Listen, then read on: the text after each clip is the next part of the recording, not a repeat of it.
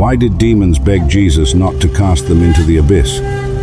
Demons are disembodied spirits, and when you understand what that means, it changes how you see the Bible.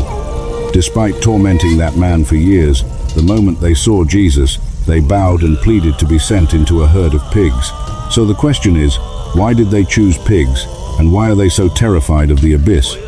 In this video, we reveal the truth behind why they begged Jesus and chose to enter the pigs, the man nobody could help. The eastern shore of the Sea of Galilee was not Jewish territory. This was the Decapolis, a string of 10 Greco-Roman cities built for retired soldiers of the Roman army. The people there ate pork, worshipped Roman gods, and answered to the empire. Crossing into this place felt like stepping onto the dark side of the world. And in that place, there was a man the entire region had given up on. Mark tells us that the community had developed a strange, silent agreement with him. They would bind him just loosely enough for him to break free. He would wander among the graves and punish himself with stones. In doing so, he carried the weight of the community's own fear and shame. He was their scapegoat, the one person they could point to and say, "At least I am not that man." Imagine seeing him from the road, naked, screaming, bleeding, wild-eyed, and utterly alone in a place meant for the dead.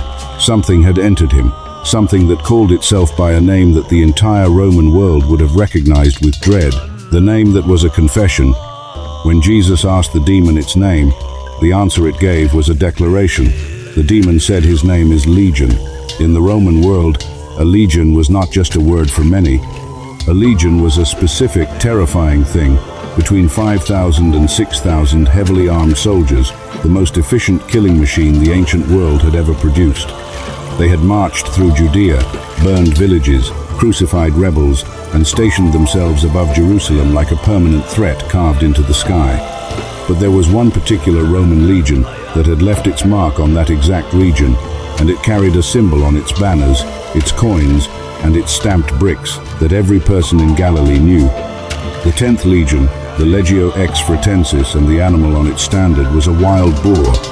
So when Jesus cast a demonic force called Legion into a herd of pigs, the first century Jewish reader would have heard something that sounded like prophecy, justice, and dark, triumphant irony all at once.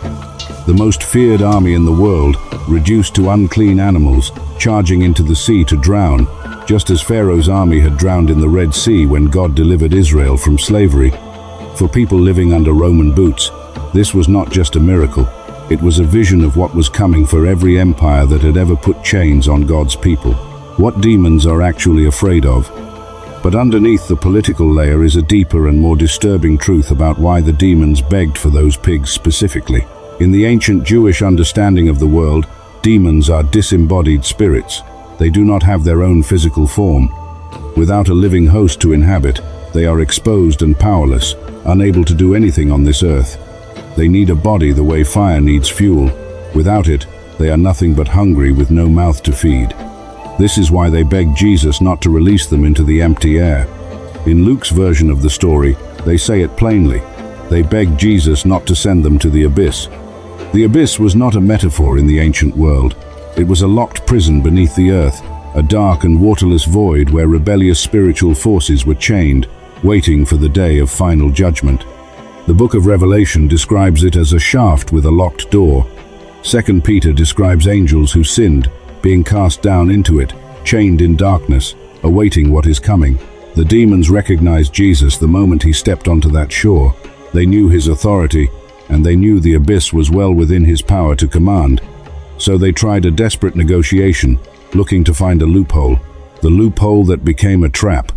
Their logic was almost clever. Pigs were ritually unclean animals under Jewish law. A Jewish prophet, they reasoned, would have no reason to protect a herd of swine. If they could hide inside those pigs, they would remain active on earth instead of being locked in dark silence below it. So they bargained, and Jesus said yes. But what they failed to calculate was what happens when a chaotic, destructive spiritual force enters a living host. Demons do not coexist quietly. Their nature is to tear apart, to destabilize, to drive whatever they inhabit toward destruction. They had done it to the man, stripping away his name, his clothes, his community, and his peace over years of occupation. The moment they entered the pigs, the same force went to work, but faster, with no human will to resist it even partially. 2,000 animals running in the same direction, off the same cliff, into the same water. Not one stopped and not one turned back, because what was inside them did not know how to stop. It only knew how to consume. And the water that swallowed them was no accident. The Sea of Galilee was itself a physical reflection of the deep, the ancient waters of chaos beneath creation. The demons had tried to escape the abyss by finding a loophole on earth, and in doing so they charged headlong into its earthly image.